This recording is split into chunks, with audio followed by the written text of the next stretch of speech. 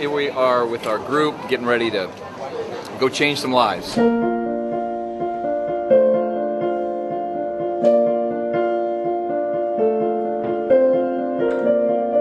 Just 90 minutes from the richest country in the world lies the poorest in the Western Hemisphere. Haiti, the size of Maryland, has over 9 million people, 50% children.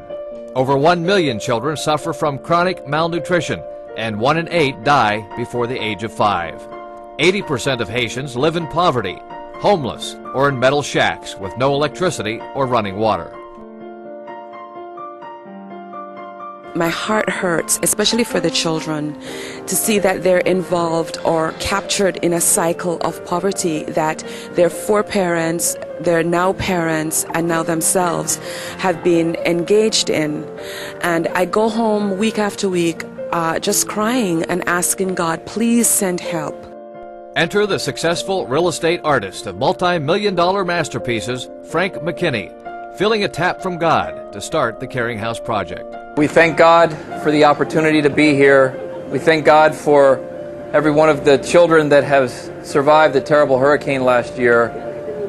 And we love each and every one of you. Welcome to Haiti, once known as the Pearl of the Caribbean. Unfortunately, because of a number of issues, Haiti has now become the poorest country in the Western Hemisphere.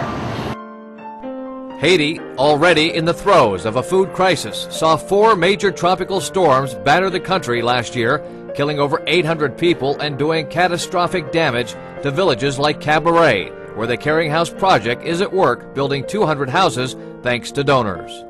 You can help one person at a time. And here I am building one house at a time, which is doable. It's $5,000. And after this weekend, it's like, you can help somebody. We always take away more than we feel like we give on any of these trips or any time we have a chance to do it. And it really encourages me that anybody can change their life, and I hope that we can continue to change the people's lives here in Haiti because they desperately need it. With his mantra, survival to thrival, McKinney, a modern-day Robin Hood, sacrifices a little for those suffering a lot by running from village to village, training for his fundraising Badwater Ultra Marathon. I mean, that was just beautiful. The children, the size of those houses, I mean, that's just very impressive. And to see the hope in those faces. So we moved pretty quickly. I'll be honest with you, a lot quicker than I thought, from survival to thrival.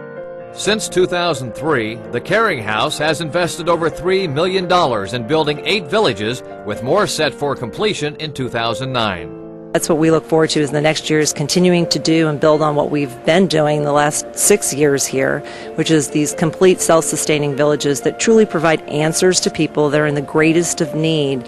And how do we change and take them from need to self-sufficiency? And we're providing that answer.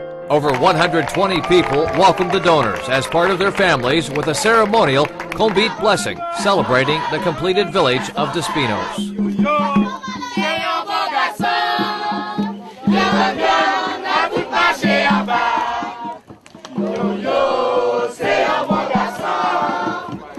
You see the fact that there's so much hope. There's really a lot of hope here. There's not a lot of desperation. And for our donors and people to have moved from, I hope, rich to now enriched, and from survival like we saw in that village in Cabaret, now to thrival, obviously this village is thriving, then mission accomplished. 25 donors from across the U.S. had a transformational life experience firsthand, seeing how compassion with action can indeed give hope and save lives. One child, one family, one Caring House village, and eventually one entire country.